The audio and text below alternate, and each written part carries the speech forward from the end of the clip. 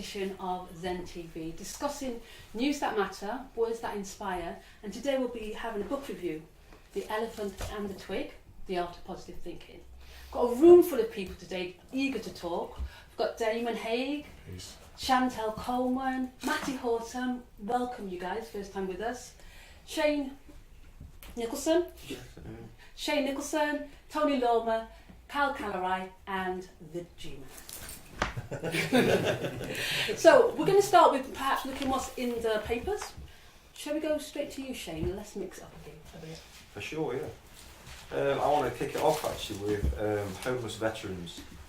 And the reason I say homeless veterans is because I revert back to myself a little bit. As a footballer, I was given preferential treatment due to a problem that I had with drugs and alcohol. I was given, I think it was £80,000 that was spent on me, which enabled me to go back into my livelihood. But for me, the people the veterans in the army, they're coming out and they're putting their lives on the line. They come back to this country and there just seems to be no help whatsoever for them. And I don't know exactly what the numbers are of people that are coming out of the army, but it seems to be, the priority isn't there for these people. For me, as a sports person or an ex-sport person, I don't deem myself to be higher than them just being. In fact, I'd put them up there.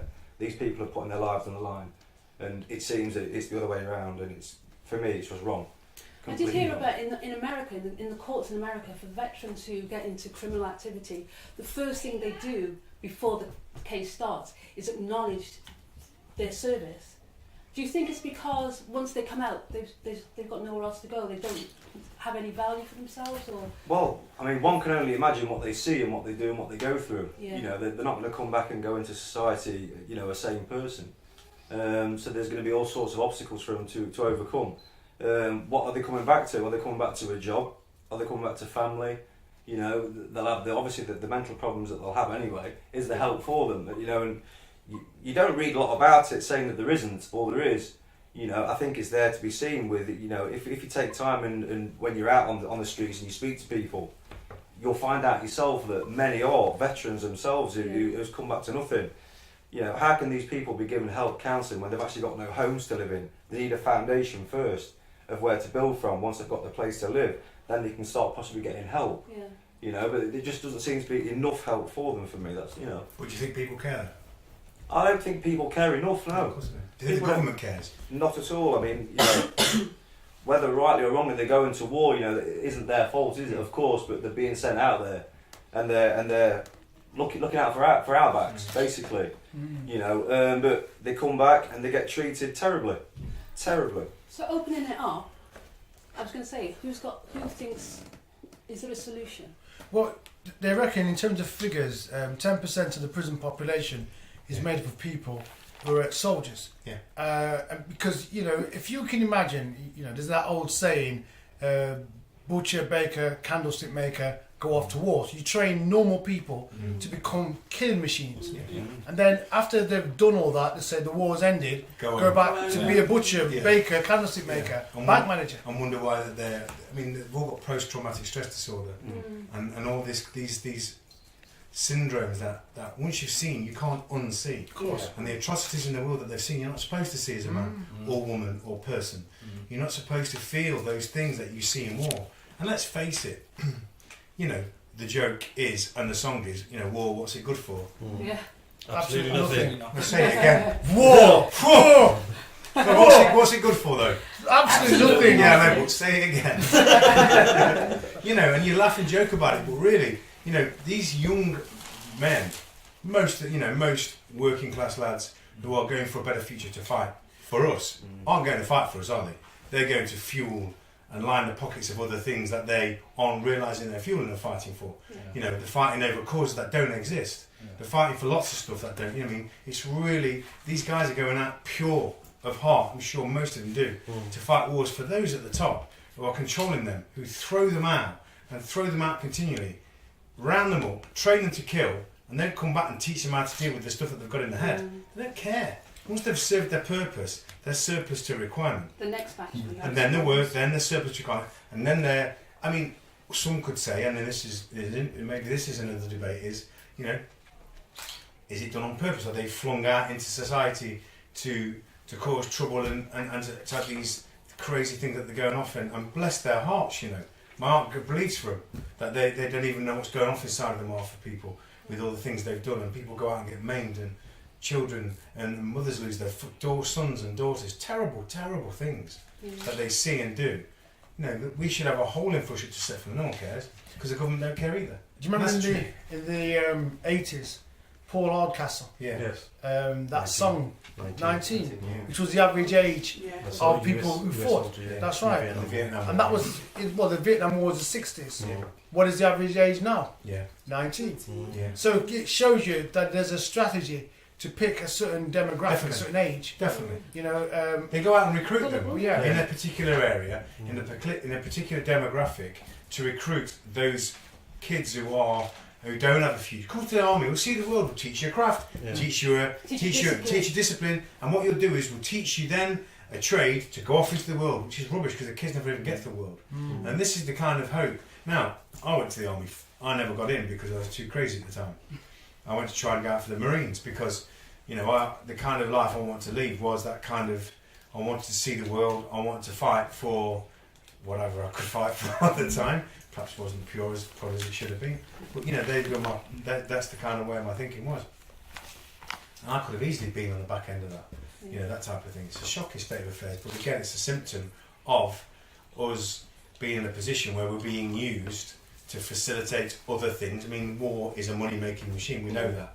You know, most of the wars that have been fronted have been the fronts for lots of other different reasons. We know that. You know, whether it's oil or gain or something, there's other reasons that we're fighting, and we're not told the truth. People continually give their lives, continue to lose things, and people get hurt. Families get disconnected. People are walking the earth with problems and troubles and creating to other people, because that's the way it works, and thus it perpetuates because we are a commodity as people to be used for a percentage of people as a gain or for profit, and that's the game of it all. Watched some films recently about that. The Matrix, one of them, that used us as batteries. I saw one yesterday, Jupiter Ascending. The same thing. It's the whole thing is it's about us as people being used as farms to create for something else. Really interesting. Different concept. Do you think it's like a lot of young boys, again, age 19, they're going out there because it's pitched as a job. So, and because of the way society is now, they're like, okay, I need a job because what I'm going to do here. Yeah. So then, I think it needs to be laid down a little bit more for them that this is not a job, you are going to kill people, but I don't think they get into the army and go, they realise when the gun's been put in their hand, oh, I've actually got to kill someone. And I don't think they realise that when they go into it, because a lot of them would just go, oh no, I just came to get a job, I came to get a trade. Well, Chantal's spot on, because when you watch the adverts for the armed forces, they actually don't show you all that. They, It's appealing. Yeah, I go like, oh yeah. I think it's an 18 to 30 holiday. And if you think of the wording as well, the army be the best. Yes. So what you've got is often young people who may not have a lot of qualifications, may have low self-esteem already in what they can achieve, and then an advert comes on, army be the best, so it's like, oh, actually I can be good at something, but the reality of what that something is the maiming of human lives, and it's very sad, isn't it? I think it's false aspirations as well given to people, coupled with what Damon says. War is a money-making scheme. That's what it's always been. I mean, America has only been in peacetime 21 years in all the time. There's no money in peacetime, Carl. No, there isn't. And it's a benefit of the people like the Bushes and their families that have propagated this through the groups like the Carlisle group and people like that who actually produce all these weapons. I mean, they will produce X amount of tanks as well, and you know, weapons like this, and then leave them in graveyards standing there, you know, because they're surplus to use. But the fact is, the money's already come out of taxpayers' pockets, and they're not interested. So these young soldiers are objects of war who haven't really fully matured as people, but are being made to think that this is an aspirational thing, but really you're used as cannon fodder, basically. So that's what you're aiming. Well, it's been there for a time. Yeah, it's always been that way. Yeah, it's been from the First World War all the way through. If you look at it, you know, it's not far off the truth from it all the way through. You know, but again, it's just another point of where we as people, unless you are conscious, are used by those who want to use us or in a position to use us. You know. Well, let's move it on. Last Sunday, they kind of touted it as the biggest sports event of the year. the 2015 Super Bowl, Damon had the privilege of actually physically being there. Tell us what your views was of it, Dave. Yeah, I was blessed to go and see as things I've seen in life. I went with David Golding and some of the guys from who help fund ZeN, who are part of the back team of funders, and yeah, a massive event. The magnitude and the velocity of the whole event. So much so, the day after we flew back on the Monday from Phoenix, Arizona, and we were told the night time, I went to say, right, when we're checking out, and they said, by the way, we're picking you up 5 hours before the checkout. 5 hours, because the airport was so busy. It's the busiest time the airport's ever been in the history of Phoenix Airport. Such were the doubling up and trebling up on flights. Such was the traffic going through Phoenix, Arizona. It was, I mean, I remember I stood with David watching the Katy Perry half-time thing. The biggest thing you've ever seen in a live show. We stood in the stadium. I mean, these were what people don't realise. The stadium where it was at is a college stadium. College football. Oh. College stadium. There's no reaction there. What? Because it's bigger than Old Trafford, isn't it? Bigger than Old Trafford in a college stadium. We're not talking about a professional footballing stadium. We're talking about a college stadium. That's how big this sport is. And if you saw the car park as you walk up to it, and plus all the hoarding and all the sort of furore that was going on, we was in a VIP area, which was basically like a massive hangar in the car park, and they had these littered all over the car park. I'm talking tens of thousands of people there, of food and drink and scantily clad women and all that nonsense that goes off with this kind of I was reading recently how the interesting thing was how the Romans they used to give bread and cake and biscuits to the crowd to stop them baying for blood. Bread and circus. Bread and circus, that's it, yeah. And they were saying how they gave them this. Remember, they had a piece in Gladiator, if you remember the film, about the same thing. They were feeding the crowd these games to stop them realising that the city and the scenario was in such a bad state. And it was such a massive. They had planes flying everywhere, and bless them. I was walking down the street, and we were cramped in as we were getting to this place. We were speaking to. There was I always feel for these guys, man. We all must evangelise in the way that we evangelise the word, if we so believe. Bless them for that, and bless you. Thank you. This guy was evangelising with a megaphone. Oh. The end of the world is nigh. He was evangelising about God and what God meant. And I always pray for these people as I walk past them, because that's not my way. He feels the need to speak to the crowd the way he feels he needs to. And I'm obviously feels the need to speak that way. Oh, thousands of people mocking him, properly mocking him. And I was thinking, bless that man. He feels the need to speak about this thing that's going on. Yeah. And it was just a tough audience for him, But the game itself and the stuff was just massive. So we brought up the subject, bread and circus, which basically meant they gave them something to be entertained by, but also fed them, so they both sort of would be entertained and would be distracted. Yeah. Damon's talked about the mass of it, the sort of magnitude. Yeah, the magnitude and the almost you could think and go wow with just your natural eyes. But what's behind it? G, do you want to come in on this? Well, if you can imagine, the Super Bowl 2015 had the biggest TV audience in American history. What was it? 120 million it peaked at. That's just America then? Yeah, just America. Half the population. And I think yes. it was a cost of 14 billion as well. Yes. Billion? But it cost 14 billion, did it? Is it 14 billion? I'm taking your word for it. I don't know. 14 billion or 14 million? Okay, I can't imagine We'll it just being... edit it. Well, the truth of the matter is, if we're talking about costs putting on events, the London Olympics, remember it wasn't the GB Olympics, it was the London Olympics. Yeah. That was 27 billion. Wow. Followed shortly after by an anniversary of the Queen. Yeah, 4 billion. How many? 4 billion. Great. So in actual fact, do the math. Yeah. Very good. 74 billion. So So, a million times, not to exactly. exactly how you give me. And so, if you can imagine, numbers are just numbers. Like I can say 12 and I can also say it's 3 billion. They're just numbers. If you had to pay for the numbers, you'd struggle to say it, you know. But because they can actually, the numbers don't matter. The cost doesn't really matter because they don't have to pay. We do. Yeah. So what is the point of the Super Bowl?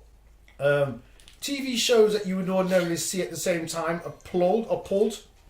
So you're forced to watch this spectacle. Yeah. And it's no significant. It's not a coincidence that the Super Bowl took place in Arizona this year. What was the name of the state? Phoenix. Now, what is so special about Phoenix? Well, you go back to Greek mythology. It's about this mythological bird creature that crashes to earth, dies, and is reborn again. Rises from the ashes, kind of thing. Some say that the American eagle on the American flag isn't an American eagle, it's in fact a phoenix, but it's another story. So it's always, during the whole Super Bowl, when you watch a normal football match in this country, say it could be a FA Cup final, you have the pre-talk, then you have the adverts selling you a washing machine, then you have the match, then you have adverts, pre-talk, and then it comes to an end and a post-talk, done.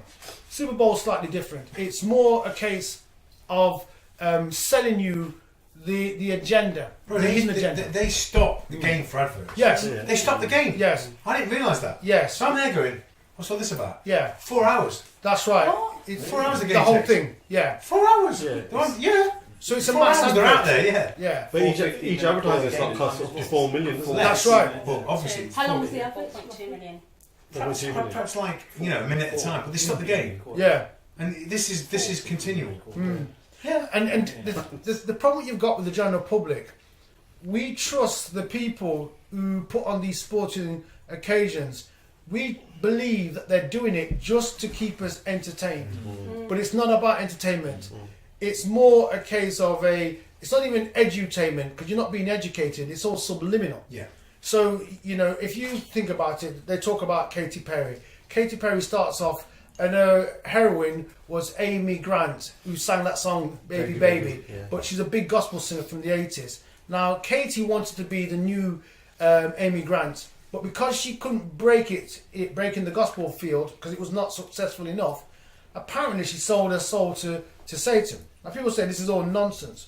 But what you have to remember is it's not a case of what you believe as a person. You have to think to yourself, what do they believe? Now, the people behind the Super Bowl and the Illuminati and things like that, you've got to understand, in this room now, there's probably 10 people in this room. If you times that number by 8, that gives you 80. My maths does me well.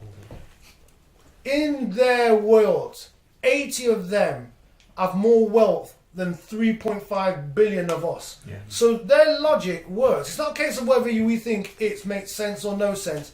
Their logic works for them. 80 has more than 3.5 billion. That's half the population on the earth.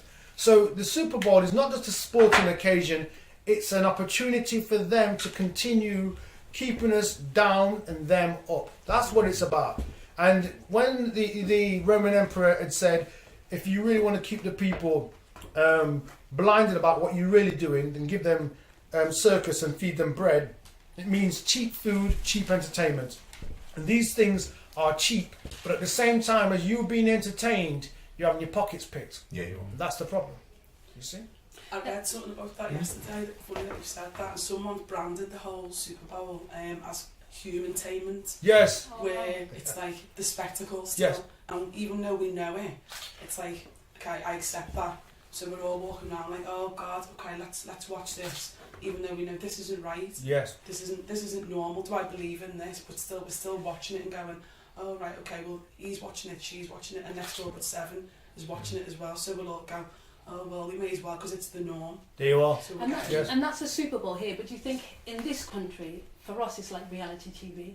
that's exactly Yeah. what it was under. That Yeah. was under. Yeah. I mean, if you look at reality television, we're not being real in front of these cameras. Yeah. Because if the cameras wasn't here, I'd scratch my bottom. Forgive me, but I would. And flashback constantly. Exactly.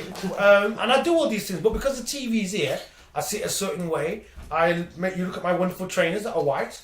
for this occasion, but ordinarily I wouldn't even brush my teeth. Well, the first programme you came down in your pyjamas. I certainly did, because that's quite. They described me in these parts as the Black Hugh Hefner. I have no idea who he is. Who says that? He does. He does. He says who's Nobody does. Yeah. I He makes his wife no tell one him. does. No one. Let's stay with you, G. What Sure. story have you brought us today? Well, I want to talk about smart TVs, because when I was a kid growing up, right, the only thing that was smart about the TV was that you turned it on and you turned it off, and that's how it somebody else worked. to do it for you. That's right, you had children, and the sole purpose of having children was for them to turn it over from BBC One to BBC Two. Because why would you do it when you got kids? You know, so your parents would call you from upstairs, shout you, and then wait for you to come down, and you go, "Yes, mummy, turn over the telly," right? And you think to yourself, "Why can't you do it?" Yeah. You know, but dare you think that it's cool? Dare you open your mouth and say it? And before you know, you're waking up in hospital and saying, you know, all I remember was this wind, and then my teeth them gone. But so you got smart TVs now, which, in a nutshell, the computers, they do everything on them. But what they also do now, apparently, Samsung TVs are incredibly smart. What they do also is, as you're watching the program, it records you. It records all the things you say in between the programs. And I'm scared now, because I have been known to pick my nose and eat it. And I'm thinking to myself, that information is being beamed back to them, and my mum will find out about that. I think Mummy already knows. Did you think so? Yes. I hope not. She doesn't watch this program. So, but it's the fact that they've got this ability, and apparently you sign it in the agreement that they can do this to you. Which agreement? Well, when you get the telly and you literally agree to use their facilities, is that hidden? You know when you It's on your phone as well. There you are. Accept or decline. Yes. So Nobody reads it. no, Just accept. it's a Who book. is it? Who is it then, bro? That's gathering all this information. Well, it's got to be For what? it's got to be the Secret Service. So was it GMHQ? GCH. GCHQ. In America, it would be NSA, whatever. Yes. You know, and the thing what you've got, you see, is I go back to that song by the Manic Street Preachers. If you tolerate this, then your children will be next. And the scary thing is, it's no longer a TV; it's a television. It will lie and it record all what you do and use it at some point against you in the future. And even if you stop watching telly now, look at all them times you've scratched your bottom in front of the telly. You know, all those things you've done in front of the TV, because it's a one-way screen. And I remember, right, back in the 90s, I'd interviewed this African minister. His name I can't remember. And he was explaining back in the 90s these demonic organisations that were making TVs that was filming you. And I remember at the time I thought, I can't even broadcast this because no one's going to believe me. And here we are nearly 20 years later, Samsung are doing the same thing, or should I say, admitting to doing it. The interesting thing about this film, Jupiter Ascending Today, was talking about the technological advances. So you must see it. They were talking about, they went to speak to other people. So we're on Earth, and this girl finds out that she has some kind of regal blood on a different planet. And the guy turns and says, "You know, you people, you just think you're the only thing in this galaxy. You think you're the only people who actually inhabit a land. How narrow-minded of you." And when they say, "Yeah, but it's impossible for me to believe there could be anything else," they go, "Yeah, and all the things we're taught says you always say that." Our understanding of what's out there and the technology. If you've seen the film Transcend, have you seen that? Yes. Outrageous. I watched a film when I got in last night called Transcend as well. Johnny Depp? Yeah, and it's about this technology that goes on, the advancements of technology, that he almost became well, he wasn't an alter ego because it was actually him, became entwined into a computer, and his thinking became God, and he became this thing that created the advancements of his brain through a computer were whirring so fast. He was controlling markets to gain money. He then developed stuff he became God, and they could remake people and do all kind of crazy things. And this was all going off underground in a derelict part of America, and they built this amazing thing. Anyway, they stopped it through a particular virus that they controlled it. Internet gone, everything gone, back to old days. The point is, if you think this is as we see with technology, you're mad. If you don't think they've got so much more going off that they can control us from, that they're only drip feeding us from, look at the iPhones. Look at Apple. They've just given the biggest quarterly bonus the company's ever made, the most money ever in a quarter through the iPhone 6 and things they're doing. We said 3 weeks ago with the iPhone that they can now have there's a capability on the phone. I haven't got an iPhone. He hasn't got one. Probably the only people on the planet who ain't got one at the moment. Samsung made the iPhone now. Yes, right. Samsung made them. Him and I kid are on BlackBerry. We're not normal because I don't fit like it without serious. Because them things can actually record you at any point. They don't even need to. They've admitted it now. Yeah, that's the point. They don't need to admit it because Steve Jobs worked for the government. Yeah, of course he he had did. clearance on Area 51. Yeah. He worked in Area 51. Yeah, of course. This is a man that has been was put in a position to do this. He's part of the plan. But don't you think the limited technology we've got now, like you pointed out before, G, we years ago had the biggest TVs, the massive back. Try and carry a TV now, the flat. You know, the advance now, they're filming us. You know, where are we? Where we are being told about this. We've been told about iPhone. This week there was a story about Facebook collecting much more data and passing it on.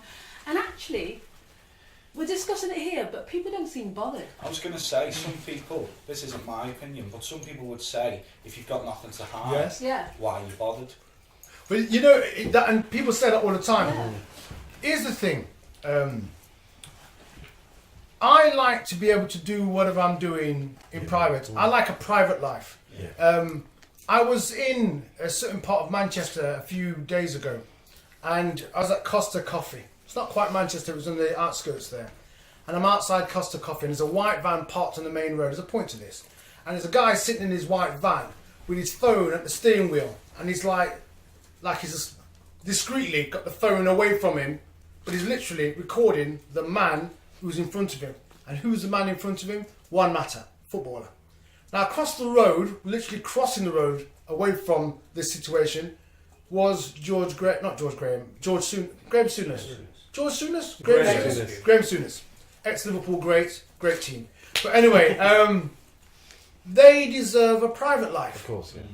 You know, the guy in the van recording these footballers, he may put it onto YouTube and whatever and think, you know, I've just bumped into this person. But don't they require a private life?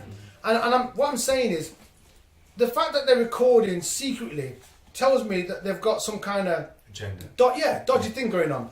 Back in the day, right, when the Babylonians ruled the world, and their secret societies, which all secret societies are based off, one of the things they did, they encouraged everybody to go and see a priest. And you'd go and see the priest in a wooden box with a triangle cut out in a wooden box. And the priest would put his eye into this wooden box and look at you. And you would confess your life to them. And then they would turn around and say, well, that's cool, you're forgiven of this, that and the other. That became adopted by the Catholics, became part of the confessionals. The triangle and the eye became part of the US dollar, and they were part of the Illuminati. Now, it appears, if you've done nothing wrong, you've got nothing to hide. It appears that, you know, if they want to collect DNAs, everyone should hand in their DNAs. But there's got to be a mutual respect thing going on, a mutual trust. These are people that, when they do wrong, they say it's right. Go back to the time when that Brazilian person was in the house all those years ago, and they thought the Brazilian was a terrorist. They pursued him onto a train, shot him in his head 11 times so they could incapacitate him. In my language, it means shoot to kill. And when they first realised what they'd done, they realised that they'd made a mistake, but they tried to cover it. And they said, well, he was running. Okay, I guess the law to run now. And then they said that he was clearly an illegal immigrant. Again, is it illegal to be an illegal immigrant? No story. And then they said that we got it wrong. We're sorry. We got the wrong man. And I understand that. Thank you very much. They're not hold to ransom. They're not hold to. But here's the thing: if they killed the wrong man, where is the right man? Yeah. We never hear nothing after that. No. Where is the right man? And so, do I trust my information, my secrets, with a group of people that can kill me and get away with it?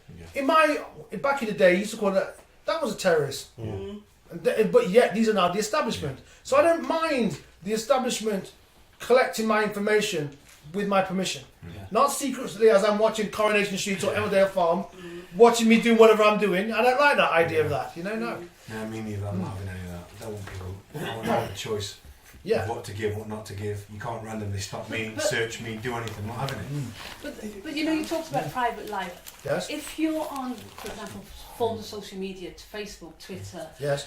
Hotmail account, whatever it might, Google Plus, do you actually have the right for a private life because it's so public? I tell you And, why. and also, But that's public by choice, isn't it? Yeah. Whatever I put out there. You're giving your consent by choice. Yeah. That isn't choice what they're doing to you. Yeah. They're doing it without your knowledge. It's the internet thing. Like, I think in my head now, like this, my nieces and stuff, anything they want to know, I'll Google it, and we all do the Google ask. Go on Google, find it out. When you're in school, probably everyone in this room, you wanted to know something, you picked up a book and you read it. Yeah. Now it's Google it. When did, sorry, but, and this is like a question because I'm still confused about it, the Wi-Fi, internet has always been there, so who turned it on? Fantastic. Who turned it on? Because it's always been there, it's not just, there's not like a big machine, I don't think, or is there somewhere? tech guys, you'd be calculating. Yeah, but the internet, it's like, it's energy, isn't it? It's like, The it's internet's already been here, it's been there since, but someone, somewhere, back to Jupiter the Sender, the same people who make the Matrix as well, have gone, someone somewhere, or something, it's like, now, time to turn it on now, let's give them the Wi-Fi. Because it's always been there, there's no actual tangible It's like, internet. it's like the saying about they wouldn't let you vote if it made a difference, so would they give us the internet if it made, do you know what I mean? They're giving us what they're allowing us, Yes. if that makes Yes. sense. And they're forcing us to go online. But when are you going to switch it off? Well, that's it. I mean, the problem you've got in this world, right, is that there's so much things that we are now dependent on that they've given us. If we overnight devalued what they class as being valuable to us, they would lose power. Well, we said this last time we spoke, or maybe second time we spoke. We spoke about a world where we lived in. We talk about a better world, and where if we lived in a world where money was no longer valued by us, then I think they'd come crushing. That's right. Because what they value is they're depending on us valuing it too. We were talking about the power door. We talk about they have no power over us. They have no power over us. We give it up. We have the power that God gave us. Accept what they. What I was going to bring up to you, you mentioned about the need for a private life, Yes. especially in particular celebrities. But I think the line's so blurred because there's some who seek that, the press, seek out fame. And there's others who actually have got a talent, and because of that talent, they're forced into the limelight. Where's the boundaries, do you It's think? your choice, I think. You see, a celebrity is no greater than you, or me, or us. They just seem to be elevated because they're on a small screen, as opposed to big life. And I think to myself, if a person wants, if you put your life, say for example, there's those alleged sex tapes that were done by Kanye West and Kardashian. I never saw them, but her hair was fantastic in that. But, Allegedly. Exactly. But if you take your life and you upload it onto the internet like that, your personal business, and you do that, I'm not saying that you don't deserve a private life after that, but you have now opened up a doorway that they will exploit. But I don't think they want a private life.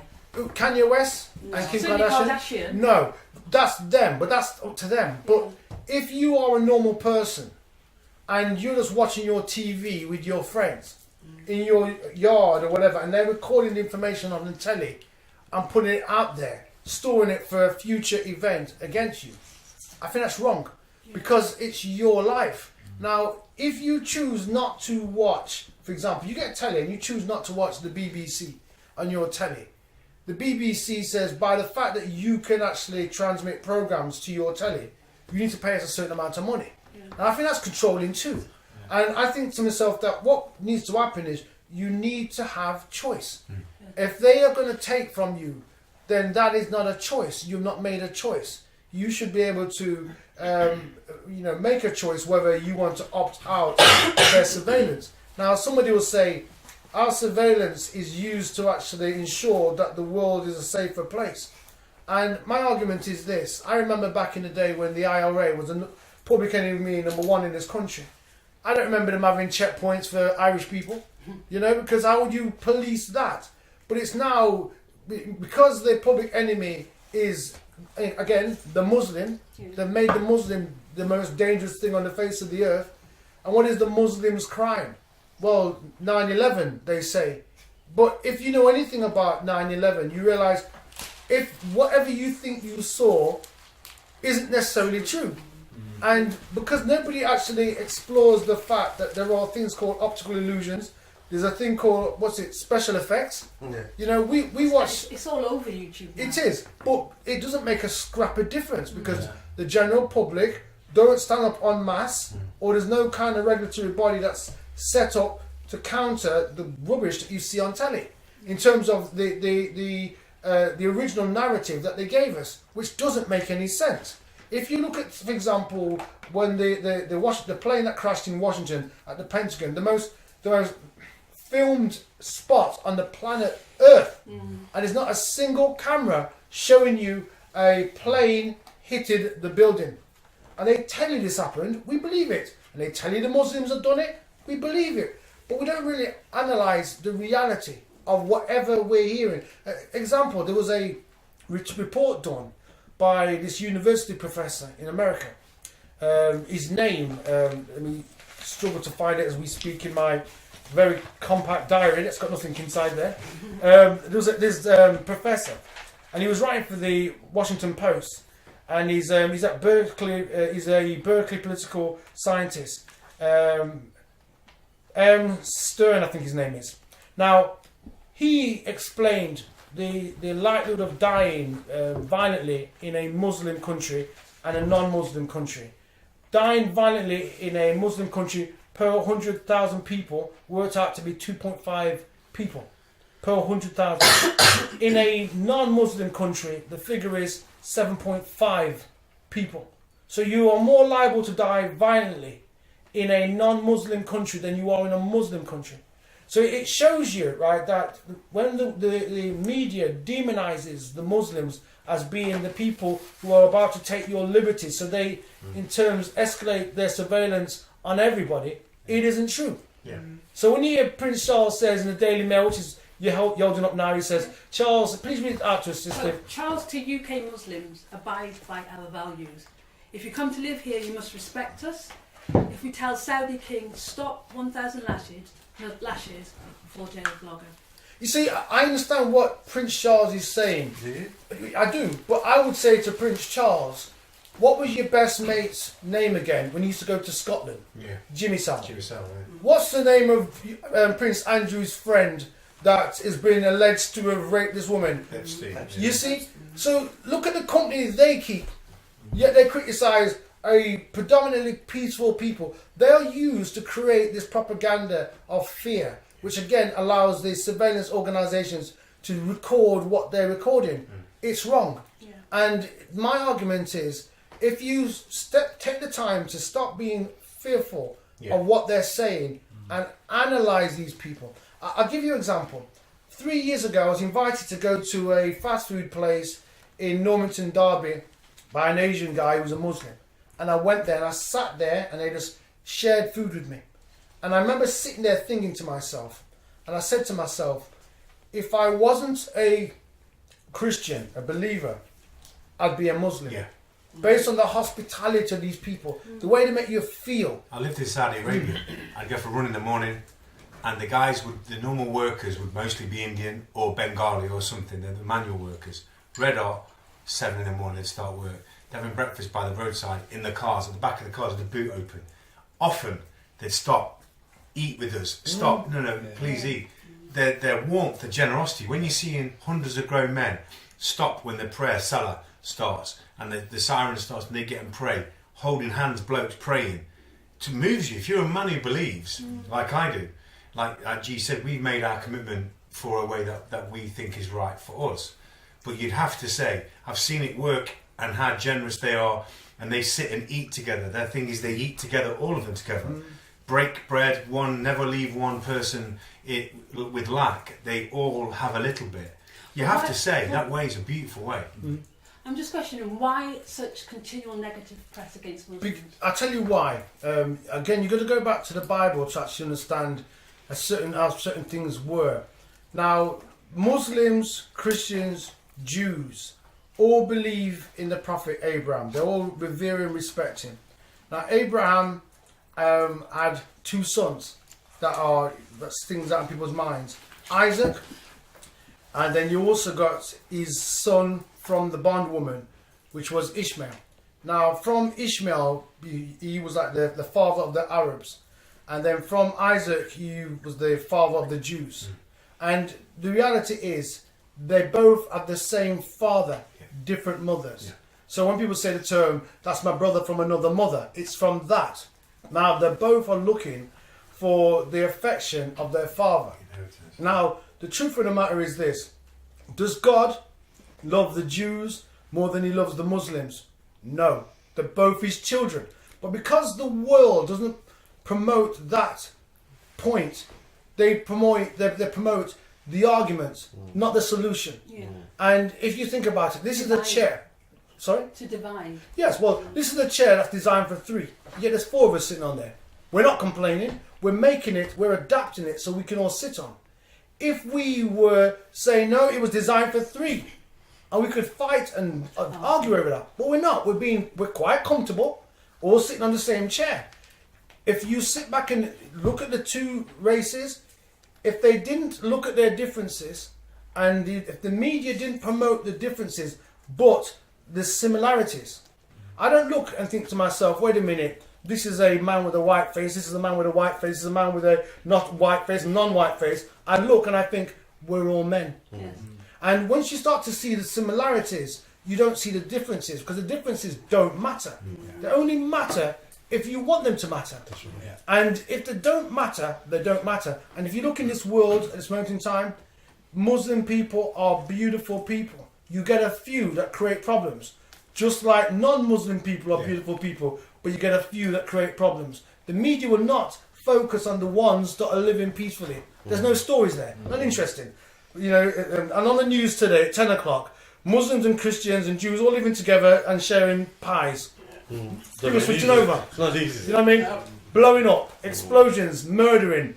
Yeah, that's a great story. And then people think to themselves, that is the sum of everybody, and it's not true. Well, we're discussing stories that's caught our attention in the week. Shan, I know you had one that you wanted to bring up. Yeah, it goes back to the whole what's being reported and what's not being reported. So this guy, David Osborne, I don't know if anyone's heard of him, he's a barrister, and he's come out not yesterday, the day before, and said a woman, if she's raped, it's not rape, it's just, I've got to hold it down. It's not rape if she's drunk. Consent is consent. So if the woman's blind, drunk on drugs, I've got the paper here, proper paper and stuff. Yeah, basically, if she's drunk, she's consented. And I'm like, oh wow. He's actually said, girls who aren't willing to behave properly and running around, not dressed properly and drinking, basically, it's their fault that they're raped. Obviously, as He actually a has said that as well. It's not me, but that is he said those words. And this is a barrister. Yeah. Barrister, yeah, he's a barrister. and as a Yeah. female, I can understand what you're saying, and obviously we would think, well, I don't remember, and etc. etc. But gents, what do you think on I this think it's topic? ridiculous what's just been stated. How can you state that? If a woman doesn't want to have sexual intercourse with a man, you know, and it's against her consent, because she's drunk, does that openly give consent? I don't understand that. What his logic Is the argument that you've put yourself in a certain position, so therefore, if you put yourself in a certain position, you knew what you were doing when you were drinking, you knew what you were doing when you were taking drugs, you knew what you were doing to go over the edge, so therefore, is that what you mean? There was a Therefore, if you consent in that state, you've put yourself into that state. I would love to hear his argument if it was his daughter. Yes. in the Exactly. same I was position. just going to say Exactly. that. See? Yeah. And the thing is, with logic, right, what you must always do when you're trying to work out a solution to a thing, put yourself in there, or put your loved one in there. Yeah. And you'd like to think, I've got a little daughter, and I'd like to think that she emptied out my drinks cabinet. If she's with somebody and she still said no, I still like to believe that the person that's with her would accept her last word, as opposed to how intoxicated she may be. Because if you imagine to yourself, right, if I am very miserable and I'm taking a lot of drink, and then I say to my friend, you know, please put me out my misery, put this loaded gun into my mouth and shoot my head clean off, can you imagine the judge turning around and saying, well, the person asked you to do it, so it's okay. And yes, they were drunk, but the fact of the matter is they asked. It's okay. Wrong is wrong. It is wrong, and I'm in no way I'm defending it. I'm in no way defending it. I watched a teen drama the other day, and this same scenario came up. But the gun in the mouth and be No. drunk. So this girl, she was probably 17, 18, something like that. She had a boyfriend who they'd had an argument, went to a party, some other guy was there, got really drunk, knew what she was doing, but in the morning she was like, oh my gosh, and realised she slept with the guy. And somebody a little bit older than her says, well, if you don't remember it, it's rape. Some teenage girl is going to watch that. Where is... I understand that I'm not defending it, but where is the boundaries? But you said that the girl knew what she was doing. Yes, because in the storyline she knew. Right. But because somebody a little bit older said to her, but if you don't remember, if you don't remember the detail of it, then he's raped you. But yes, but also, but I go back to what you said. She knew what she was doing, so I wouldn't necessarily class that as rape, because you said she knew what she was doing. Yes, what I'm saying is, young teenage girls watching that, because if people are raped, there's no defence, but sometimes people want to blur the lines, or people claim rape when actually they haven't been raped. That's what I'm trying to say. What about in instances when they full and well know they weren't raped, but they can use the fact that they can use that I've been raped? What about that situation? You see, the difficulty you've got, you see, sis, is that when you stand before somebody, you have to convince them that you are telling the truth, especially in a rape situation. A woman has to defend herself, right? Even when she's now mentioning the allegation, she's treated in 9 times out of 10 as if she is not the victim, but she is the perpetrator. She's part of the crime. She's part of the crime scene, which desensitizes the situation. Yeah. I think we need to be a society that actually appreciates modern life and the realities of modern life. Now, rape is a terrible crime. And the problem you've got in this world is that when you hear the word about a bloke being accused of rape, you automatically think he's guilty before it's even started. I know people that have been accused of rape, and they've been not guilty. Not so much innocent, I'm just saying they were not guilty. And what the law has to do, the law has to examine every case for its merits without making preconceived judgments for or against. Yeah. But the system needs to be a bit more sensitive to the woman, because the swabbing and all that is just like the person becomes a carcass. Yeah. And you have to value the person coming forward to confess about something that's happened to them. I think we have to be, as a society, we have to be more sympathetic, allow people to come forward knowing they'll be treated with respect as opposed to be disrespected. Do you see? Yeah. Let's talk people then. 2 names that's been in the news this week. Bobby Christina Brown. Yeah. And Tony?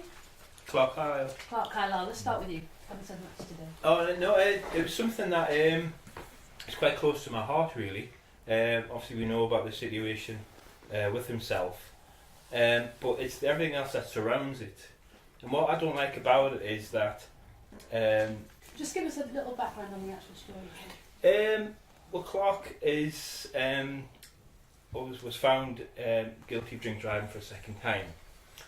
What he's done is he's through 1 or 2 other things, that the pressure he's had and depression and suicidal thoughts, is that he's tried to kill himself. And he's obviously tried to walk in front of a truck, which has maimed him but not killed him.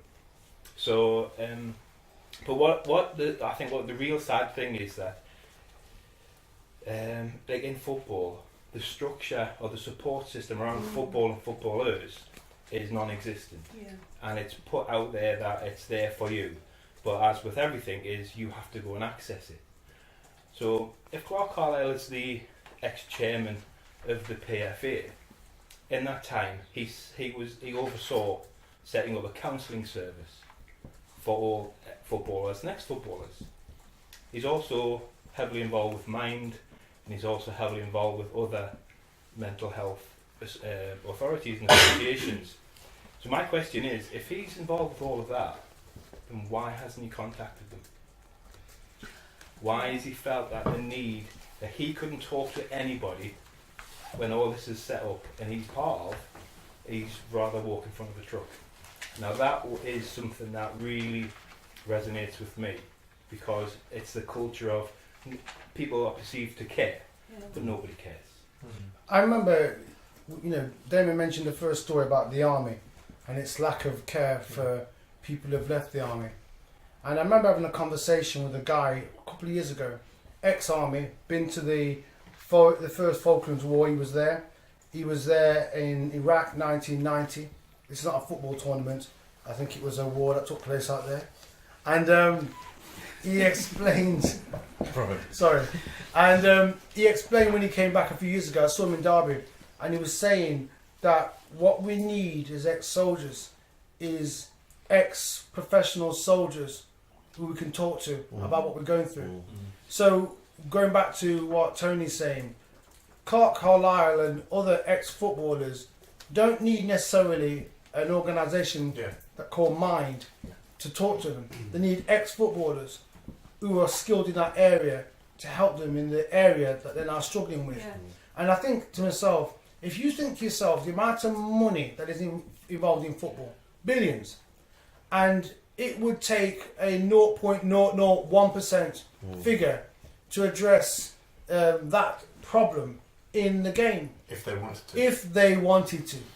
But they don't care. When Gaza was the best thing since Well, you serve those two requirements, aren't you? Without doubt. Now, you've served your need. You've got. I bet you, right, that at the football headquarters now, they'll have obituaries, what do you call it? Obituaries of very prominent footballers. There'll be people like, Odell, Gaza, G-Man,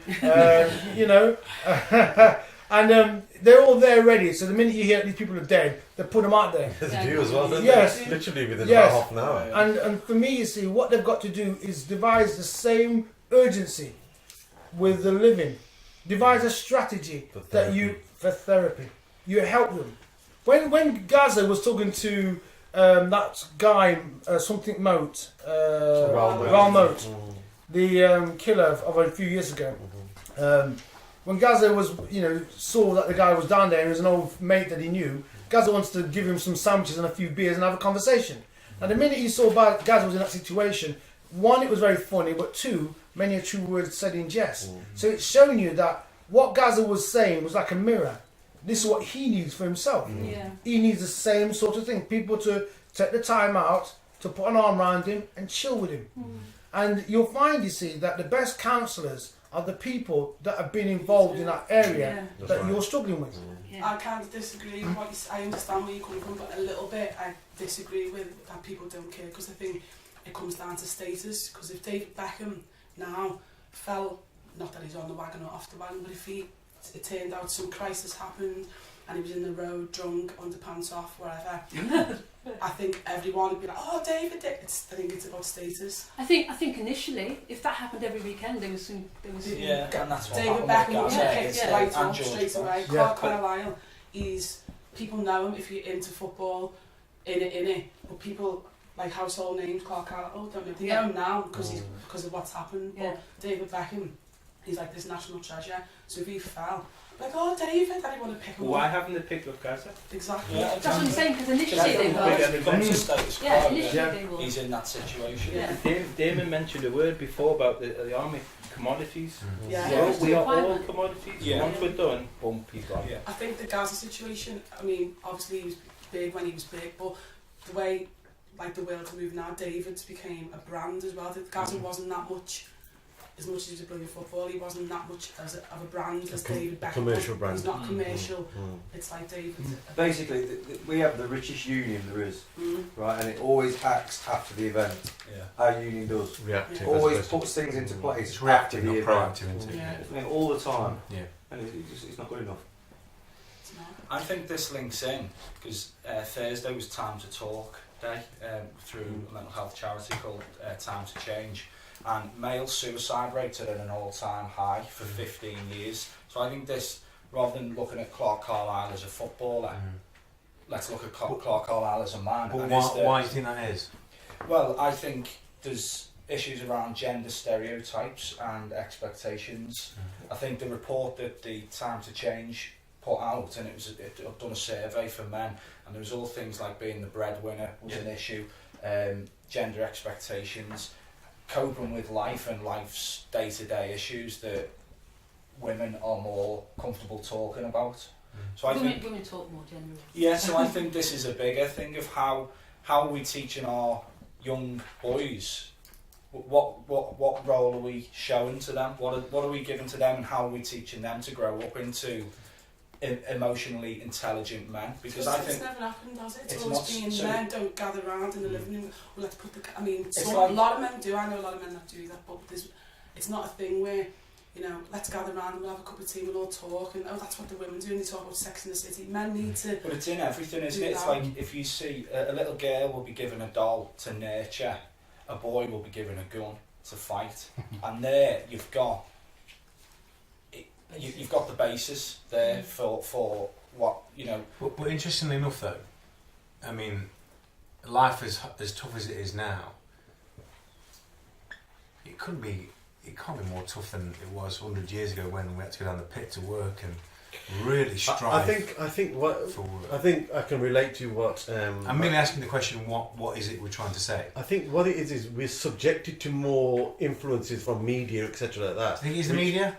A lot of it is. Do you think so? A lot of children are being certainly you affected think by so? that. From my Do you niece. not think it's anything to do with other cultural things that are going around, and whether blokes are earning the same, like you say, that into the roles within families and being emasculated by the position that they've been put in? Or I'm not asking you. I don't know. I think there's a whole historical context to it, isn't there? There's, you know, if for example a boy sees his dad as the breadwinner, that dad provides, that dad can keep the family home stable, then that's the role model that he may look up to, isn't it?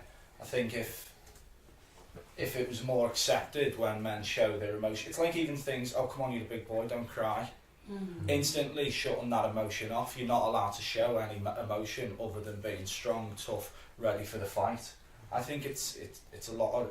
But why is it coming out now? I think Life it's was always harsh been around. hundreds of course, it must have been. Yeah. All these things must have been going on years ago, but everyone put a lid on it. Everyone sort of dealt with it, or did they deal with it in a particular way? I'm not quite sure. All I know is that we're saying now, and everything, life is tough. We've got more than we've ever had. People have got more than they've ever had in terms of mostly the comfort of what we have. Years ago we didn't, but they still seemed. Were they happier then? I don't know. I'm just saying to you, as we say with the harshness, I don't know. My mum pretty much had nothing when she was a kid. I mean, went into an orphanage because they couldn't afford to live. Bad. Yeah. You know, I'm talking heavy duty stuff here. They lived in a caravan, couldn't even eat. So poor they never even had any shoes. Yeah. That's harsh, man. You know, that's a harsh way of life. I don't understand. I understand the point we're making. Connecting the two, I don't understand where we. Is it harder? I don't know if it is harder, man. I don't think it's necessarily harder. I think It's just, easier, actually. I think it's easier. I think so. Yeah. But with that becomes, I think there's a generation of people where everything's come to them. Do you think with being PC, again I'm throwing this out, I don't know, this is a discussion that I haven't got the answer to, that I'm sort of trying to eke it out of you all. But you know, with everything has to be so PC these days and politically correct with our speech, and you can't have this and you can't have that, no one can't eat your kids. Certain people can't eat the kids. You know, people are so frightened to do certain. It's true, isn't it? You mean you're controlled by everything. I'm not controlled by any of these things that go off. We run our lives the way I want to run it, and they can dip in and dap out and tell me what they think I can do. But I'm running my life how I want to run it by a different set of morals that I believe I've got from a different source, which I believe are the higher source. Do you think it's about like instantaneous like gratification? Everyone wants everything now. Of course it is. I Coffee mean, like, now, the telly yeah, now, but this that's now, the this life now. we live in. Everything is instant. Fast, yeah. It's fast. Also, we become insular as people because our socialisation between people has got a lot less now through social media. Even though that is a sociable aspect, actually face-to-face socialisation is reduced quite a lot. Yeah. So you haven't got support mechanisms around. Are we talking people at large here? Yes, people. Because if you speak everyone in here, we all meet, we all speak. But don't look at Generally. But generally, people are becoming a lot more insular. And they don't talk. Yes, Everyone's Do you think- children. And- The Paranoid. children now are definitely they are more consumed in their computers and Yeah. stuff like that than they are about conversation. Yeah. But I've noticed the shift from my nieces to my great nieces. There's quite a difference in the way they are. But then again, isn't that down to the adults to control the time the kids play upon these It things? is, yeah. But then they're also being No, go on, Rob. they're also being life's been made more difficult for people if you're on an average wage or below average wage, because childcare costs are quite dramatic, etc. like that. So both parents usually have to go out to work. When I grew up, my mum never worked, but my dad did. So dad was a breadwinner, and there were 7 of us. So we had to budget basically. You're trying to say life is more expensive now, therefore puts more pressure. That's part of it, but it's also having the communication between parent and child. It's quite different. I'll give you an example. We had a power cut about 7 years ago for 3 days. The whole dynamics of the house changed because we didn't have electronic technology. We sat, conversated, had so many conversations, reminisced about stuff from the past, and it just felt so different and that's alien. up to People us. aren't Sorry, content- sorry. People aren't content now with it probably Chat. was harder. We're going to have to finish in a bit. Sorry to cut you there, but I do want to talk about this book, and I think we've gone way over the hour. 57 minutes. Okay, that's fine. So, did That's you... actually But, under the houses. she was going like this, that's why. Sorry, I thought you said it was over the No, hour. she's having a dance. I couldn't really see, I thought she was saying it was telling me go. But, rather than just ending like that, is there a... Because we said an hour, hour and 15, so are there a couple of any stories you particularly want to bring in? There's one that my friend brought to attention. Well, I saw it and I spoke to my friend about it. What it was is the Muslims are marching to London today, Downing Street, From where? from all around the country. Okay. Peaceful protests about all the stuff that's going on about Charlie Hebdo, the portrayal of the Prophet Muhammad, etc. So I spoke to my friend who's a devout Muslim. He prays 5 times. He will stop and pray in the middle of work. He was driving. He will stop when he's driving. I'm not joking to you. Good man. And I said to him, why are you going to go to this? And he says, no. And I goes, why? He said, 1 million people marched for the Iraq war to stop it, and nothing happened. Yeah. What's a few hundred of us going to do right now? Beautiful. And I thought, isn't that really sad though? It's sad, yeah. I think Isn't that really sad that we got to a point where 1 million of us marched, and they still didn't listen to But us? what they're saying but if you listen to what he's saying, maybe the medium and the form with which they're marching to is the issue, not the actual march. Where they're going to down the street, who cares? They don't listen anyway. They're doing their own agenda. Who cares about what they do? This is it, yeah. This comes back to a point we spoke before about. If we want to take control and take power back away from those who control it, we've got to communicate this in a different way. For example, we were talking just freely about this very same thing, Cal. So say, for example, and I'm just hypothetically throwing it out here, say at 3 o'clock tomorrow, everybody in the world sat down at the same time, right, and didn't work, peaceful protest, no matter whether you were faced to be sacked or anything, everyone sat down and stopped dead in the tracks at the same time, unified throughout the world, right, for 5 minutes. Peaceful, non-aggressive, what would happen? The power's with us, you know. We have the power within us to do whatever we so wish. We just got to realise we haven't got the fear we can make change. Look at through history, people who've changed things when they've gone about it in the right, correct way.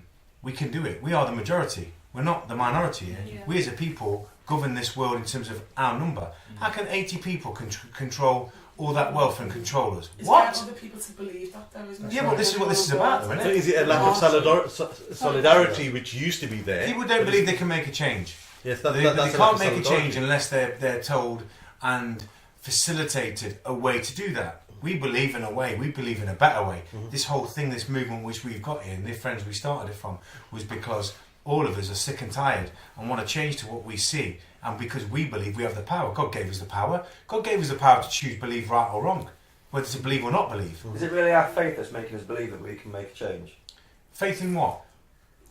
Christianity. Whatever your faith is. Whatever, yeah. Faith in each other. I'm not necessarily just saying it's faith in No, a I'm higher just power. asking the question, that was all. No, I'm just saying faith in us because we've Yeah. had enough. If you want to continue to play the status quo and see what they do with us a whole, then we continue and get to work and be ripped to bits and food will go up and we're on this rat race all the time. If we devalue what they believe is precious and we continue to do good but stand up, They can't make us do. What are they going to do? There's not enough army in the world to fight us. There's not enough police in the world to stop us. If you look at the numbers, there's not. They'd be fighting. There's not enough. If we just all stood, I'd happily stand in the front and get shot for everybody. I'd do that. Because I'm not, for me, why would you want to live this life that you can't control anyway? If you think about it. You've just said 80 people control 3.5 billion. How can they? So why don't the It's a numbers 3.5 game. billion control the 80 people? They can. They should, We yeah, can. That's We what 100% can. Yeah. But like the elephant, you see what I did?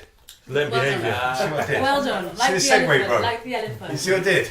Seamless. We are going to almost. It's the same as the elephant. I just wanted to. Can you edit this out? Did you have a story? I wasn't sure if you wanted to bring another story. No. Okay. So we're going to kind of wrap up with this book, The Elephant and the King.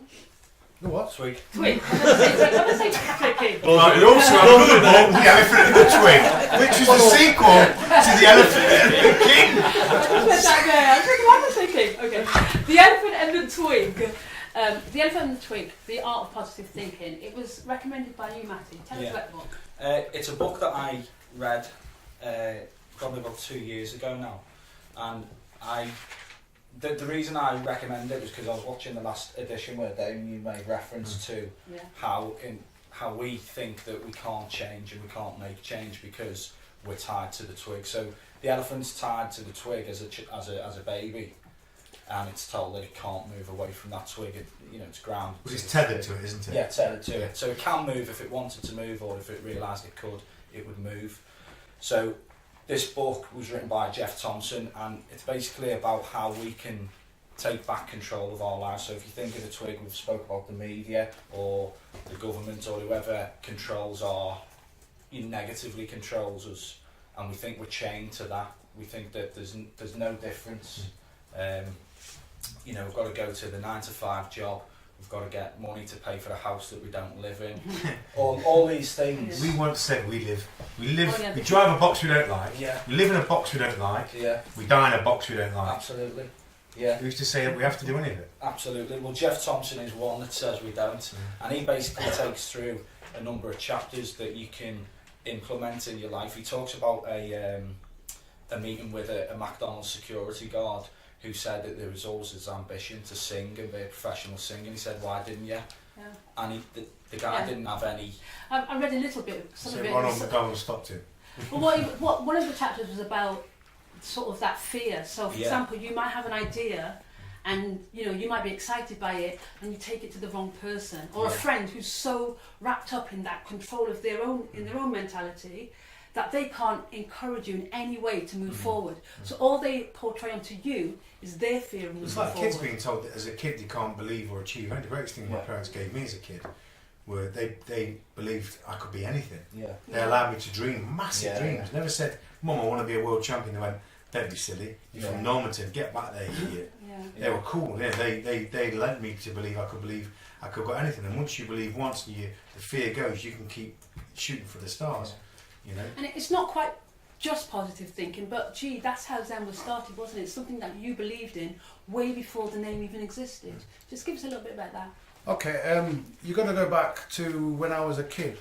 About 19, I walked into a church. 43. That's right, 47. Great year. This is before we had independence. Anyway, I digress. So I always believed that if we came together, the good we could do. And but every single time I tried to formulate something, it would not happen because of not the right time, not the right people, whatever it may be. It's all about timing, you see. What's the secret of a good joke? Timing. You see? Thank you very much there. And so fast forward to, I remember working at Radio Derby, and we used to have a weekly show, and we used to invite everybody into the studio, and you could be walking past the glass door, and the show started at 8 o'clock. You could be walking past at 5 to 8, tap on the glass and say, "Hi, I don't know you, but I know that I want to talk about this subject matter," and you'd be on the show. That'd be it. Straightforward, no problem. So one week they told me that there's too many people in your studio. I think there was about 10, 15 people at the time. And I says, "What is too many?" They says, "We don't know." So I said, "What should I do in terms of minimising?" Minimise. So I said to myself, right, I'm going to leave Radio Derby. I'm going to start up ZeN. So that was 2010, October time, September, October. 2011 was formulating the idea in my head. 2012, we were given some money by wonderful David Golding, and we started the organisation a good 30 days later. And it consisted, we got a logo, website, volunteers, uniform, camera crew, office, everything. And people kind of felt it just opened and happened overnight, but it isn't.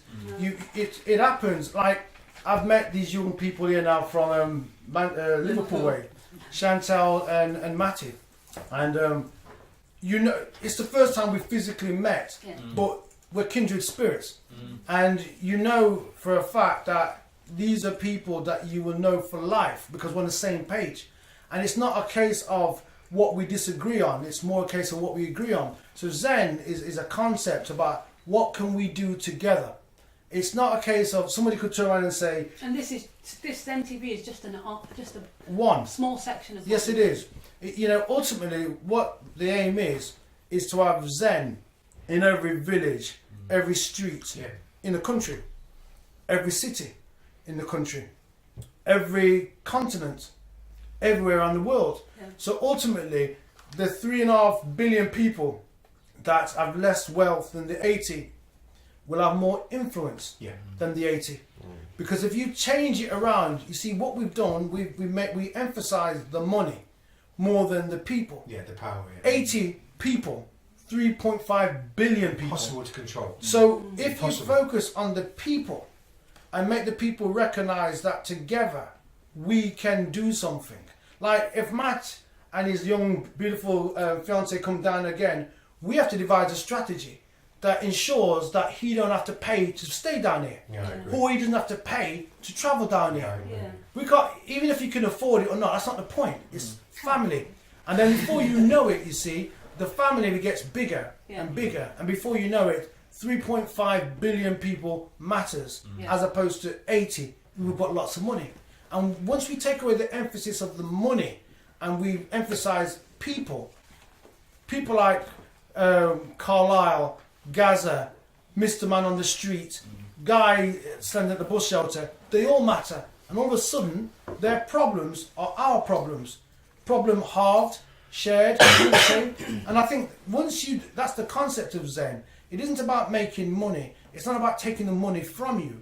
It's about how can we make it better. People say, what is the it you're talking about? It can be anything. Yes. It could be, you could see a man on the streets and you think, I don't want to give him any money because he may want to use that money to buy drugs. And that's a simple conception which stops you from doing something good. So what do you think he needs? Food. So go to a shop, carry food in your bag, and if you see the man and say, are you hungry? He goes, yes, you give him the food. Yeah. Problem solved. Yeah. That's what ZeN is. This is ZeN TV, and we are just a small group of people from the ZeN team. We're a community who believe in me, we, ZeN ethos. But what does that mean? Can't put you on the spot, guys, but I just want you to describe in one word what me, we, ZeN ethos means to you. We'll go around the room. Love. All of us, everyone. One word. Ah, sorry. all. Hope. Living. Purpose. Family. Cohesion. Love. I was going to say love. Have you got another one? Lovely. Another one? Lovely. Thanks to Damon, to Shan, to Matty, to Shane, to Tony, to Cal, and G-Man, and me, Dumby. This was ZeN TV. Thanks for watching.